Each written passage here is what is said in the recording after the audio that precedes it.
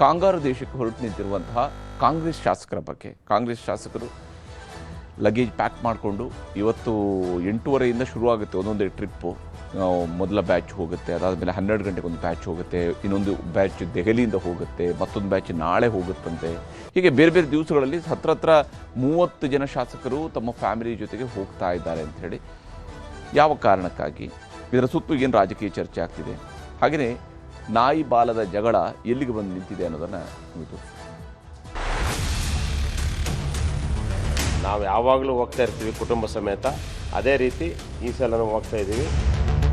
Command ಯಾರು ಬೇಡ ಅಂದ್ರೆ ಇಲ್ಲೇ ಬಿಟ್ಬಿಡ್ತೀವಿ, ಆ ಬ್ಯಾಗ್ ತೊಗೊಂಡು ಹಿಂಗೆ ಹೋಗ್ಬೇಕು. ಯಾರೇ ತಡೆಯೋ ಪ್ರಯತ್ನ ಮಾಡಿದ್ರು ಅದು ಸರಿಯಾದಂಥದ್ದಲ್ಲ. ಅವರ ಹಣದಲ್ಲಿ ಎಲ್ಲಿ ಬೇಕಾದ್ರೂ ಹೋಗ್ಬೋದು. ಟೂರ್ ಹೋಗೋದು, ಅವ್ರು ಅಲ್ಲಿ ಹೋದರು ಇಲ್ಲಿ ಹೋದರು ಹಂಗೆ ಇವೆಲ್ಲ ಚೆನ್ನಾಗೂ ಇರೋದಿಲ್ಲ. ಇಲ್ಲಿ ಲೋಕಲ್ ಲೀಡರ್ಸ್ ಎಲ್ಲರೂ. ಕಡೆಗೂ ಕಾಂಗ್ರೆಸ್ ಶಾಸಕರ ವಿದೇಶ ಪ್ರಯಾಣದ ಕುತೂಹಲಕ್ಕೆ ತೆರೆಬಿದ್ದಿದೆ. ಇವತ್ತು ರಾತ್ರಿ ಬೆಂಗಳೂರಿನಿಂದ ಒಂದು ಟೀಮ್, ದೆಹಲಿಯಿಂದ ಮತ್ತೊಂದು ಟೀಮ್, ನಾಳೆ ಮತ್ತು ನಾಡಿದ್ದು ಬೇರೆ ಬೇರೆ ಟೀಮ್ಗಳಾಗಿ ವಿದೇಶಕ್ಕೆ ಹಾರುತ್ತಿದ್ದಾರೆ ಶಾಸಕರು. ಬೆಂಗಳೂರಿನಿಂದ ಇಂದು ರಾತ್ರಿ ಹೊರಡುವವರ ಪೈಕಿ ಕಲಬುರಗಿ ದಕ್ಷಿಣ ಶಾಸಕ ಅಲ್ಲಮಪ್ರಭು ಪಾಟೀಲ್, ಚಿಕ್ಕಮಗಳೂರು ಶಾಸಕ ಎಚ್ ಡಿ ತಮ್ಮಯ್ಯ, ಜಗಳೂರು ಶಾಸಕ ಬಿ ದೇವೇಂದ್ರಪ್ಪ ಇದ್ದಾರೆ. ನಾವು ಯಾರ ಪರವೂ ಅಲ್ಲ, ಗುಂಪೂ ಅಲ್ಲ, ಸ್ವಂತ ಖರ್ಚಿನಲ್ಲಿ ಪ್ರವಾಸ ಹೋಗ್ತಿದ್ದೇವೆ ಅನ್ನೋದು ಶಾಸಕರ ವಾದ. ನಿಂಬಲ್ಲಿ ಗೊಂದಲ, ನಂಬಲ್ಲಿ ಏನು ನಾಯಕತ್ವ ಗೊಂದಲ ಇಲ್ಲ. ನಂಬಲ್ಲಿ ಏನು ಇಬ್ಬರು ಆರಾಮ್ ಅವ್ರ ಮನೆಯಾಗ ಅವ್ರು ಊಟ ಮಾಡಿ ಬಂದರೆ ಇವ್ರ ಮನೆಯಾಗ ಊಟ ಮಾಡಿ ಹೈಕಮಾಂಡ್ ಹೇಳಿದ್ ಕೇಳ್ತೀನಿ ಅಂದ್ರೆ ಏನು ನಾಯಕ ಗೊಂದಲ ಅದು? ಯಾರು ಬೆಂಬಲ ಇರ್ತ, ಯಾರು ಒಳಗೆ ನೋಡಿ ಬಂದಾರನ್ರಿ? ಯಾರು ಬೆಂಬಲ ಯಾರು ನೋಡಿ ಬಂದಾರ? ನಾವು ಯಾರು ಬೆಂಬಲ ಯಾರಿಗೆ ಗೊತ್ತಾಗ್ತದೆ. ನಮ್ಮ ಬೆಂಬಲ ಹೈಕಮಾಂಡ್ ಏನು ಹೇಳ್ತದೆ ಅದು ಅಷ್ಟಕ್ಕೆ, ಹೈಕಮಾಂಡ್ಗೆ ಬೆಂಬಲ, ಎಲ್ಲರೂ ಹೈಕಮಾಂಡ್ಗೆ ಬೆಂಬಲ. ಒಂದಷ್ಟು ವಿದೇಶಗಳಲ್ಲಿ ಕೃಷಿ ಬಗ್ಗೆ ಕೆಲವು ಕಡೆ ಹೋಗಿ ಪ್ರವಾಸ ಮಾಡೋ ಒಂದು ಹವ್ಯಾಸ ಇದೆ. ಅದರಂತೆ ನನ್ನ ಕುಟುಂಬ ಸಮೇತ ಇವತ್ತು ಪ್ರವಾಸಕ್ಕೆ ಹೋಗ್ತೇನೆ. ಇದರಲ್ಲಿ ಏನೂ ವಿಶೇಷ ಇಲ್ಲ ಅಷ್ಟೇ. ನಾವು ಯಾವಾಗಲೂ ಹೋಗ್ತಾ ಇರ್ತೀವಿ ಕುಟುಂಬ ಸಮೇತ. ಅದೇ ರೀತಿ ಈ ಸಲ ಹೋಗ್ತಾ ಇದ್ದೀವಿ.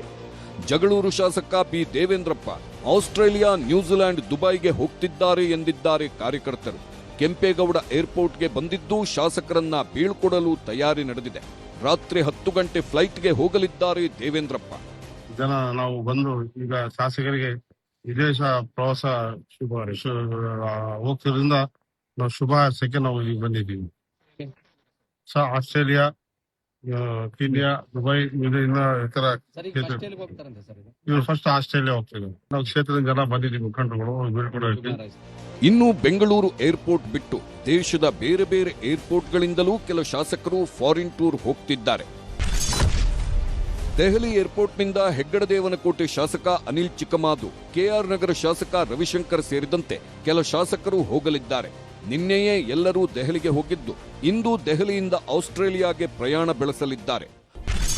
ಶಾಸಕರ ವಿದೇಶಿ ಪ್ರವಾಸಕ್ಕೆ ಹೈಕಮಾಂಡ್ ಬ್ರೇಕ್ ಹಾಕುತ್ತಾ, ಟೀಕೆ ವಿರೋಧಗಳಿಂದಾಗಿ ಹೈಕಮಾಂಡ್ ಮಧ್ಯಪ್ರವೇಶಿಸುತ್ತ, ಶಾಸಕರ ಫಾರಿನ್ ಟೂರ್ಗೆ ವಿರೋಧಗಳು ಕೇಳಿಬಂದ ಹಿನ್ನೆಲೆಯಲ್ಲಿ ಉಸ್ತುವಾರಿ ರಣದೀಪ್ ಸುರ್ಜೇವಾಲಾ ಈಗಾಗಲೇ ಮಾತಾಡಿದ್ದಾರೆ ಎಂದು ಕಾಂಗ್ರೆಸ್ನಲ್ಲಿ ಚರ್ಚೆ ಆಗ್ತಿದೆ. ಅದೇ ಹೊತ್ತಲ್ಲೇ ಪ್ರವಾಸಕ್ಕೆ ಯಾರೂ ಬ್ರೇಕ್ ಹಾಕಿಲ್ಲ, ವೈಯಕ್ತಿಕ ಪ್ರವಾಸಕ್ಕೆ ಹೈಕಮಾಂಡ್ ಅನುಮತಿ ಬೇಕಿಲ್ಲ ಎಂಬ ವಾದವೂ ಕೇಳಿದೆ. ಯಾರು ಹೇಳಿದ್ರು ತಡೆಯಬೇಕಂತ? ಕರೆ ಮಾಡಿ ಕೆಲವರಿಗೆ ಹೋಗೋದು ಬೇಡ, ಯಾರು ನನ್ನ ಮಾಹಿತಿ ಪ್ರಕಾರ ಯಾರಿಗೂ ಫೋನ್ ಮಾಡಿಲ್ಲ. ನಿಮ್ದು ಏನು ಮೂಲಗಳಿದೆ ನನಗೆ ಗೊತ್ತಿಲ್ಲ.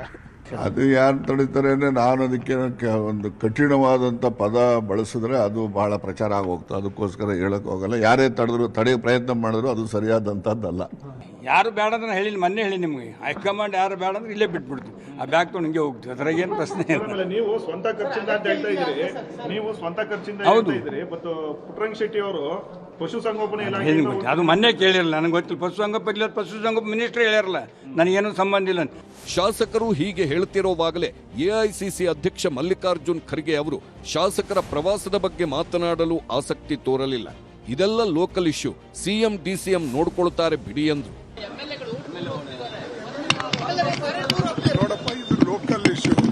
ಮುಖ್ಯಮಂತ್ರಿಗಳು, ಉಪಮುಖ್ಯಮಂತ್ರಿಗಳು ಇವರೆಲ್ಲರೂ ಅದ್ರ ಬಗ್ಗೆ ನಿರ್ಣಯ ತಗೊಳ್ಬೇಕು. ನಾನು ಪದೇ ಎಲ್ಲ ಟೂರ್ ಹೋಗೋದು, ಅವ್ರು ಅಲ್ಲಿ ಹೋದರು ಇಲ್ಲಿ ಹೋದರು ಹಂಗೆ ಇವೆಲ್ಲ ಚೆನ್ನಾಗೂ ಇರೋದಿಲ್ಲ.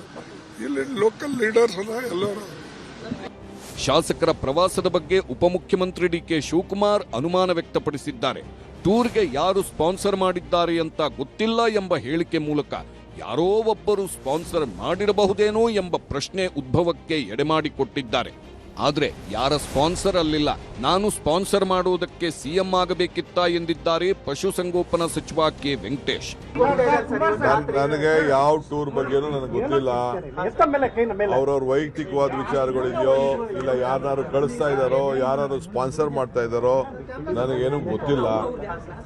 ಸೊ ಅದು ಅವ್ರುಂಟು, ಟೂರ್ ಹೋಯ್ತಾ ಇರೋರು ಉಂಟು, ಕಳಿಸ್ತಾ ಇರೋರು ಉಂಟು, ಅವರುಂಟು.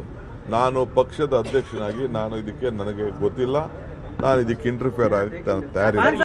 ಅವರವರು ಸ್ನೇಹಿತರೆಲ್ಲ ಸೇರಿಕೊಂಡು ಚರ್ಚೆ ಮಾಡಿಕೊಂಡು ಒಟ್ಟಾಗಿ ಹೋಗೋಕೆ ತೀರ್ಮಾನ ಮಾಡ್ಕೊಂಡು ಹೋಗ್ತಾ ಇದ್ದಾರೆ. ಇದರಲ್ಲಿ ಯಾರ ಪ್ರಯೋಜಕನೂ ಇಲ್ಲ. ಅವ್ರ ದುಡ್ಡಲ್ಲಿ ಅವ್ರು ಹೋಗ್ತಾ ಇದ್ದಾರೆ.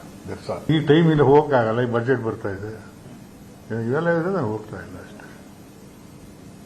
ಅವ್ರ ದುಡ್ಡಲ್ಲಿ ಅವ್ರು ಹೋಗ್ತಾ ಇದ್ದಾರೆ. ಪ್ರಯೋಜಕ ನಾನೇ ಮಾಡಲಿ ಪ್ರಯೋಜಕ, ನಾನು ಮುಖ್ಯಮಂತ್ರಿ ಆಗ್ಬೇಕಾ?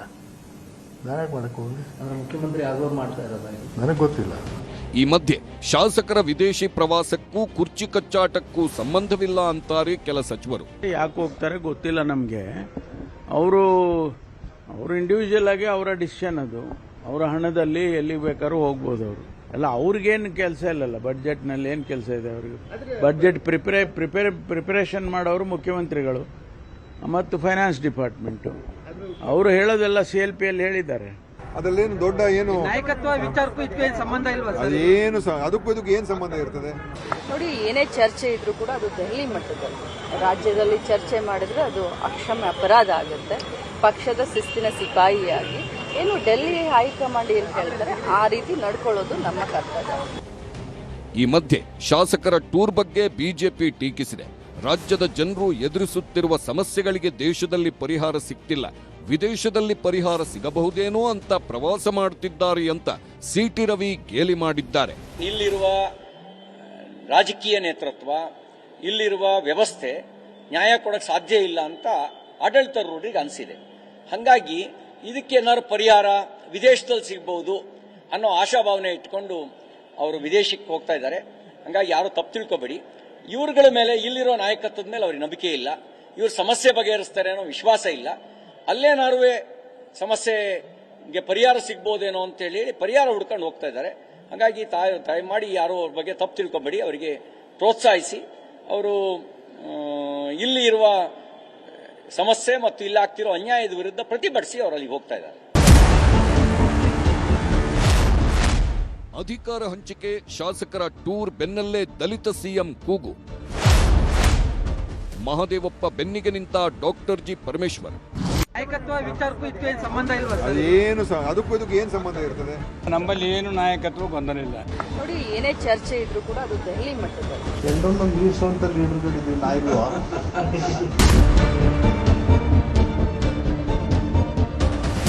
ರಾಜ್ಯದಲ್ಲಿ ಸಿಎಂ ಬದಲಾವಣೆ ಚರ್ಚೆಗಳು ನಡೆದಿರೋವಾಗಲೇ ನಾನೂ ಸಿಎಂ ಆಗೋದಕ್ಕೆ ಸಮರ್ಥ ಅಂದಿದ್ರು ಮಹದೇವಪ್ಪ ಸಮರ್ಥರೇ ಅಂದ್ರು ಪರಮೇಶ್ವರ್. ಆದ್ರೆ ಸಿಎಂ ಇರೋವಾಗ ಯಾಕೆ ಆ ಚರ್ಚೆ ಅಂದ್ರು KN ರಾಜಣ್ಣ. ಎಲ್ಲರನ್ನೂ ಮೀರಿಸುವಂತ ಲೀಡರ್ಗಳಿದ್ದೀವಿ ನಾಯಿಲ್ವಾ? ಇದ್ದಾರೆ ಎಲ್ಲ ಪಕ್ಷ ಮತ್ತು ಸನ್ನಿವೇಶ ಅವಕಾಶಗಳು ಬಂದಾಗ ಖಂಡಿತ ಬರೋ ತನಕ ವೆಯ್ಟ್ ಮಾಡಬೇಕು. ಹೌದು, ಅವರ ಅಭಿಪ್ರಾಯ ಹೇಳಿದ್ದಾರೆ. ಮಹದೇವಪ್ಪನವರು ಸಮರ್ಥರಿದ್ದಾರೆ. ಯಾವುದೇ ಜವಾಬ್ದಾರಿಯನ್ನು ಕೊಟ್ಟರೆ ತೆಗೆದುಕೊಳ್ಳೋದಕ್ಕೆ ಅವರಿಗೆ ಸಾಮರ್ಥ್ಯ ಇದೆ. ಅದಕ್ಕೆ ಹೇಳಿದ್ದಾರೆ ಅವರು. ಅದಕ್ಕೆ ನಾನು ಬೇಡ ಅಂತ ಹೇಳ. ಅದನ್ನು ತಪ್ಪು ಅಂತ ನಾವು ಹೇಳೋಕ್ಕಾಗೋದೇ ಇಲ್ಲ. ಅವರ ಅಭಿಪ್ರಾಯ ಅದು. ನಾವು ಯಾರೋ 10 ಜನ ನನ್ನ ಪರವಾಗಿ ಜೈಕಾರ ಹಾಕಿದರೆ ಆಗೋದಿಲ್ಲ. ಈಗಾಗಲೇ ಬಜೆಟ್ ಮಾಡ್ತಿಲ್ಲನ್ರಿ? ಬಜೆಟ್ ಮಾಡ್ತಾರೆ ಅಂದರೆ ಅವ್ರಿಗೆ ಕಾನ್ಫಿಡೆನ್ಸ್ ಇರೋದಿಲ್ವಾ? ಆಫ್ಟರ್ ಬಡ್ಜೆಟ್ ರಾಜಕಾರಣದಲ್ಲಿ ಇವಾಗ ಇದ್ದಿದ್ದೀನಿ 10 ನಿಮಿಷಕ್ಕೆ ಇರೋದಿಲ್ಲಪ್ಪ. ಎಷ್ಟೋ ಬದಲಾವಣೆಗಳು ಆಗ್ಬಿಡ್ತವೆ. ಅದರಿಂದ ಏನೇನಾಗ್ತವೆ, ರಾಜಕೀಯದಲ್ಲಿ ಹೆಚ್ಚು ಚಲನಶೀಲತೆ ಇರ್ತಕ್ಕಂಥದ್ದು ಯಾವುದಾದ್ರೂ ರಂಗ ಇದೆ ಅಂದರೆ ಅದು ರಾಜಕೀಯ ರಂಗ.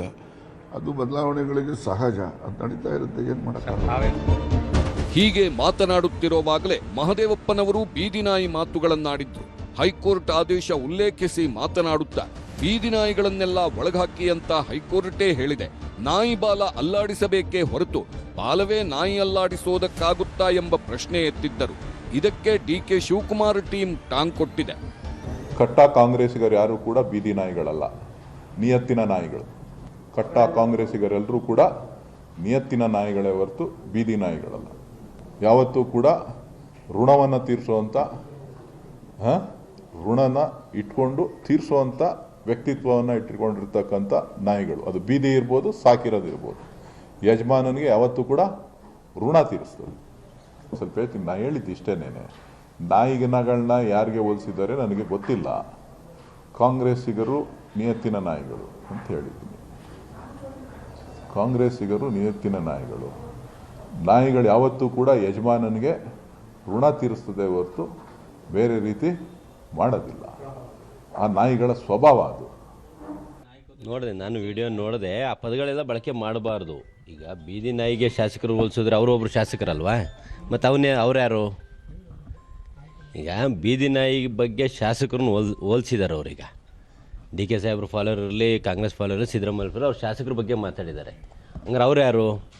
ಅವರು ಅದೇ ಆಗ್ತದಲ್ವಾ? ಮತ್ತು ಅವ್ರನ್ನೂ ಸೇರಿಸಿ ಅನ್ಕಂದ್ರೆ ಗಾಜಿನ ಮೇಲೆ ಕೂತ್ಕೊಂಡು ಕಲ್ಲು ಹೊಡೆದಂಗೆ ಆಗ್ತದೆ. ಪದಗಳನ್ನ ಹಿರಿಯರಿದ್ದಾರಪ್ಪ, ನಾವೆಲ್ಲ ಅವ್ರಿಗೆ ಹೇಳ್ಕೊಡ್ಬಾರ್ದು. ಅವರು ನಮ್ಮ ನಾಯಕರು, ಭಾಳ ಹಿರಿಯರು ಅವರು. ಯಾವ ಅರ್ಥದಲ್ಲಿ ಅವರು ಅದನ್ನು ಹೇಳಿದಾರೋ ಗೊತ್ತಿಲ್ಲ. ಯಾರನ್ನ ನಾಯಿ ಅಂತ ಕರೆದಿದ್ದಾರೋ ಗೊತ್ತಿಲ್ಲ, ಯಾರನ್ನ ಬಾಲ ಅಂತ ಹೇಳಿದಾರೋ ನನಗಂತೂ ಗೊತ್ತಿಲ್ಲ. ಬಾಲ ನಾಯಿಗಳನ್ನ ಆಡಿಸೋದು, ನಾಯಿ ಬಾಲ ಅಳ್ಳಾಡ್ಸೋದು ಅಂತೇನೋ ಹೇಳಿದ್ದಾರೆ. ಯಾವ ಅರ್ಥದಲ್ಲಿ ಹೇಳಿದಾರೋ ಗೊತ್ತಿಲ್ಲ. ಅವರಷ್ಟು ಅನುಭವ ನಮಗೆಲ್ಲ ಇಲ್ಲ. ಅವ್ರು ನಮ್ಮ ಹಿರಿಯರು, ನಮ್ಮ ನಾಯಕರು, ಅವ್ರಿಗೆ ಕೇಳಬೇಕು. ಸಿದ್ದು ಖರ್ಗೆ ಜೊತೆ ಮಾತಾಗಿದೆ, ಕದ್ದು ಮುಚ್ಚಿ ಮಾತಾಡಿಲ್ಲ. ಸೂಕ್ತ ಸಮಯದಲ್ಲೇ ಸಿಎಂ ಸೂಕ್ತ ಉತ್ತರ ಕೊಡ್ತಾರೆ. ಶಾಸಕರ ವಿದೇಶಿ ಪ್ರವಾಸ, ಮಹದೇವಪ್ಪ ಹೇಳಿಕೆ ಬಗ್ಗೆ ಡಿಕೆ ಶಿವಕುಮಾರ್ ಮಾರ್ಮಿಕ ಮಾತುಗಳ ಮೂಲಕ ಟಕ್ಕರ್ ಕೊಟ್ರು. ಎಲ್ಲರಿಗೂ ಎಲ್ಲದಕ್ಕೂ ಉತ್ತರ ಕೊಡಲು ಆಗಲ್ಲ, ಉತ್ತರ ಕೊಡೋದಕ್ಕೆ ಹೋಗಲ್ಲ. ನಾನು, ಸಿದ್ದರಾಮಯ್ಯ, ಮಲ್ಲಿಕಾರ್ಜುನ್ ಖರ್ಗೆ ಅವರು ಏನು ಮಾತಾಡಿದ್ದೀವಿ ಗೊತ್ತಿದೆ. ಸಿದ್ದರಾಮಯ್ಯ ಅವರೇ ಸೂಕ್ತ ಸಮಯದಲ್ಲಿ ಹೇಳ್ತಾರೆ ಎಂದು. ನೋಡಪ್ಪ, ನಾನು ಮಹದೇವಪ್ಪಂಗೆ ಉತ್ತರ ಕೊಡೋಕ್ಕೆ ನಾನು ತಯಾರಿಲ್ಲ.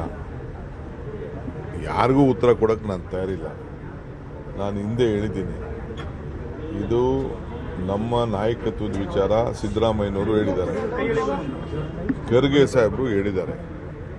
ಇದು ನಾನು, ಸಿದ್ದರಾಮಯ್ಯನವರು ಮತ್ತು ಹೈಕಮಾಂಡ್ ನಾವೆಲ್ಲ ಸೇರಿ ತೆಗೆದುಕೊಂಡಿರುವಂಥ ಒಂದು ತೀರ್ಮಾನ. ಆ ತೀರ್ಮಾನ ಏನಿದೆ ಅನ್ನೋದು ಟೈಮ್ ಬಂದಾಗ ಉತ್ತರ ಸಿಗ್ತದೆ. ಇದೇನು ಕದ್ದು ಮುಚ್ಕೊಂಡು ಇಬ್ಬರೂ ಗುಟ್ಟು ವ್ಯವಹಾರ ಏನಿಲ್ಲ. ಇದು ಎಲ್ಲರೂ ಸಿದ್ದರಾಮಯ್ಯನವರೇ ಟೈಮಲ್ಲಿ ಏನು ಅದಕ್ಕೆ ಉತ್ತರ ಹೇಳಬೇಕು ಅದನ್ನ ಜನಕ್ಕೆ, ರಾಜ್ಯದ ಜನಕ್ಕೆ ಸಂದೇಶ ಕೊಡ್ತಾರೆ. ನಾನು ಇದನ್ನ ನಿನ್ಗೆಲ್ಲ ಉತ್ತರ ಕೊಡಕ್ಕೆ ನಾನು ತಯಾರಿಲ್ಲ. ನಾನು ಏನು ಹೇಳಬೇಕು ಅಷ್ಟು ಹೇಳ್ತಾ ಇದ್ದೀನಿ ಅಷ್ಟೇ. ಎಲ್ಲ ಬೆಳವಣಿಗೆಗಳ ಮಧ್ಯೆ ಸಿಎಂ ಸಿದ್ದರಾಮಯ್ಯನವರು ಬಜೆಟ್ ಬ್ಯುಸಿಯಲ್ಲಿದ್ದಾರೆ.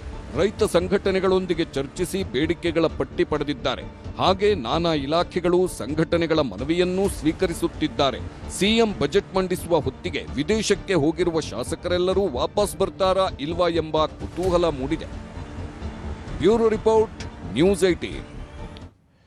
ಹೀಗೆ ಶಾಸಕರು ವಿದೇಶಕ್ಕೆ ಹೊರಟಿದ್ದಾರೆ, ಹೋಗ್ತಾ ಇದ್ದಾರೆ.